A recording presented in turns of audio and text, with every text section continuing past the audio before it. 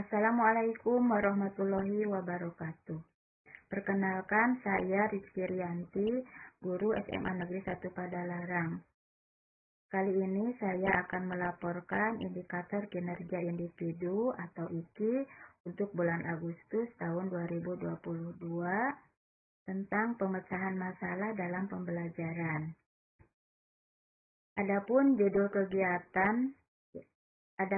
kegiatannya adalah peningkatan kreativitas siswa dalam pembelajaran biologi di kelas 11 MIPA 1 dan MIPA 2. Laporan pelaksanaan memuat 1. Deskripsi permasalahan, 2.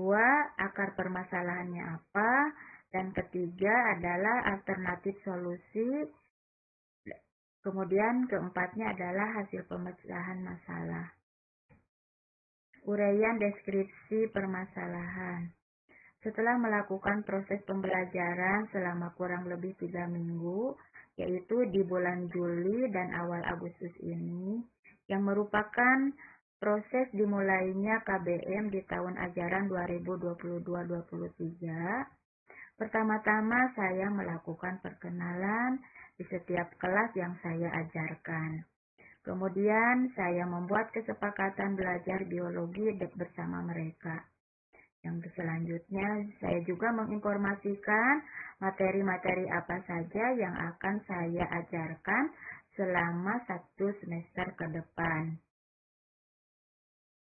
Setelah melakukan persepsi di awal pembelajaran tentang konsep materi yang akan dibahas, yaitu tentang struktur dan fungsi sel, saya menemukan kurang dari 10% ternyata siswa belum mengenal tentang materi tersebut.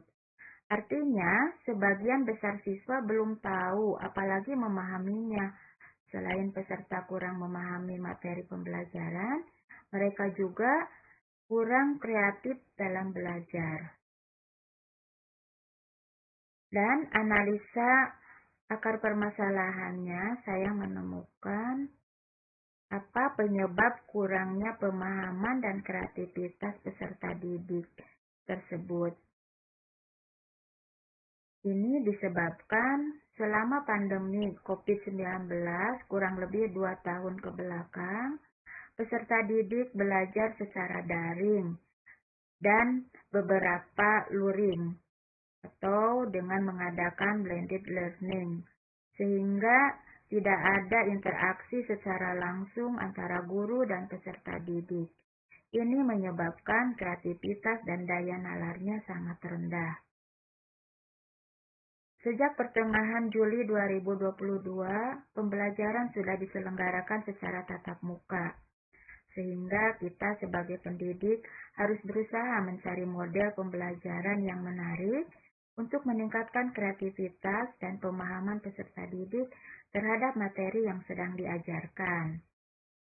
Adapun alternatif solusi yang saya lakukan sebagai guru diantaranya, saya berusaha melakukan motivasi kepada peserta didik untuk memahami materi ajar dan pembelajaran kreatif, yaitu pertama, saya membagi peserta didik ke dalam kelompok belajar agar mereka bisa berdiskusi dan berinteraksi secara langsung dengan teman-temannya yang selama ini mereka tidak melakukannya karena alasan protokol kesehatan dan tidak boleh sering bertemunya mereka. Kedua, saya juga memberikan penugasan kepada peserta didik untuk membaca dan membuat kesimpulan serta pertanyaan dari hasil yang dibacanya untuk dibahas pada pertemuan berikutnya.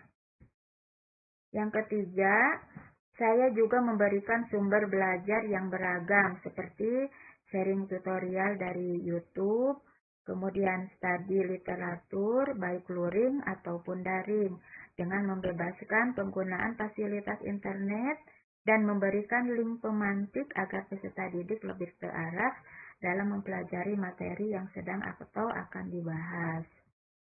Yang berikutnya, keempat, saya memberikan fasilitas berupa kertas HPS supaya peserta didik dapat langsung mengerjakan tugas menggambar misalnya sekreatif mungkin tanpa harus mereka mencari-cari kertas untuk menggambarnya.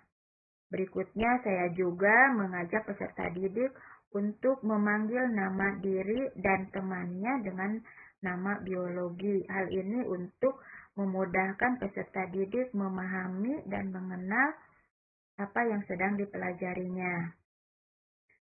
Berikutnya, peserta didik juga saya persilahkan untuk bisa mempresentasikan hasil diskusinya dengan metode yang bervariasi sesuai dengan kemampuan dan kreativitas peserta didik tersebut. Selanjutnya, saya juga memberikan ruang untuk refleksi bersama sehingga dapat terus memperbaiki metode pembelajaran yang mengasihkan. Berikut adalah hasil pemecahan masalah yang saya dapatkan setelah saya melakukan alternatif peningkatan proses hasil pembelajaran yang lebih baik. Di antaranya, saya sudah melihat mereka mulai ada keberanian untuk menampilkan hasil kreativitasnya di depan kelas tanpa harus dipanggil lebih dahulu. Bahkan mereka berbondong-bondong ingin menampilkan lebih dahulu dibandingkan temannya. Berikutnya, sudah terlihat juga peserta didik mulai membiasakan diri saling memanggil dengan temannya dengan nama-nama biologi. Hal ini supaya mereka lebih memahami pembelajaran dalam kehidupan sehari-hari. Juga mereka sudah berani mempresentasikan hasil diskusinya dengan membuat deskripsi tentang nama biologi dengan menggunakan kalimat-kalimat dan kata-katanya sendiri, sehingga ini mudah-mudahan dapat memudahkan berinteraksi dan dipahami oleh seluruh peserta didik. Berikut adalah dokumentasi kegiatan peserta didik yang saya lakukan di dalam kelas pembelajaran saya. Ini adalah gambar mereka ketika saya sudah membaginya ke dalam kelompok. Saya membaginya ke dalam kelompok menjadi masing-masing 6 orang setiap kelompok.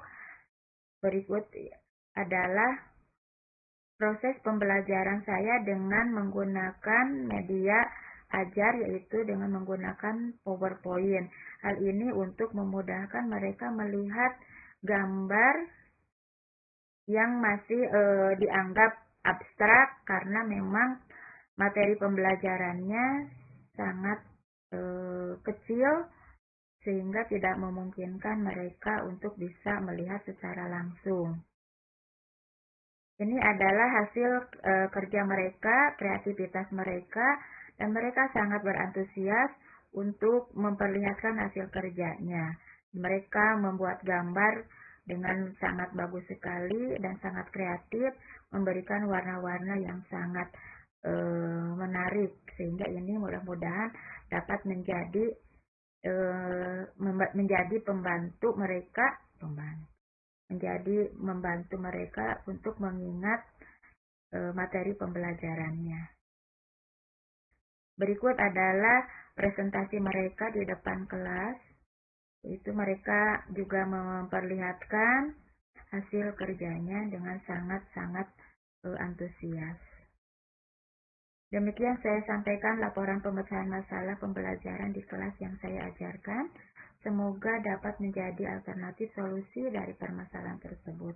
Wassalamualaikum warahmatullahi wabarakatuh. 3 menit apa 3 jam?